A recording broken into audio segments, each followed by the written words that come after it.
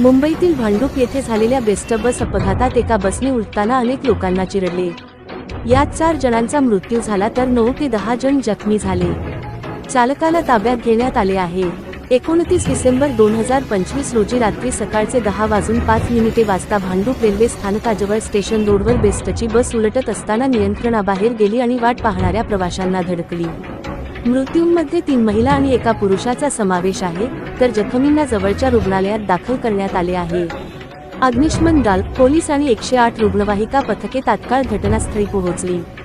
चालक पोलिसांच्या ताब्यात आहे आणि बसमध्ये यांत्रिक बिघाड होता की इतर कारणे होती हे तपासण्यात येत आहे। डीसीपी हेमराज सिंह राजपूत यांनी ही अतिशय दुःखद घटना असल्याचे सांगितले। चालक मद्यधुंद अवस्थेत होता की ब्रेक निकामी झाला याबाबत अद्याप कोणतीही खात्रीशीर माहिती मिळालेली नाही। अपघातानंतर परिसरात गोंधळ उडाला होता, परंतु बचाव पथकांनी तातडीने कारवाई केली।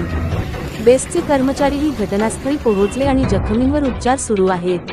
पोलीस सखोल चौकशी करत आहेत।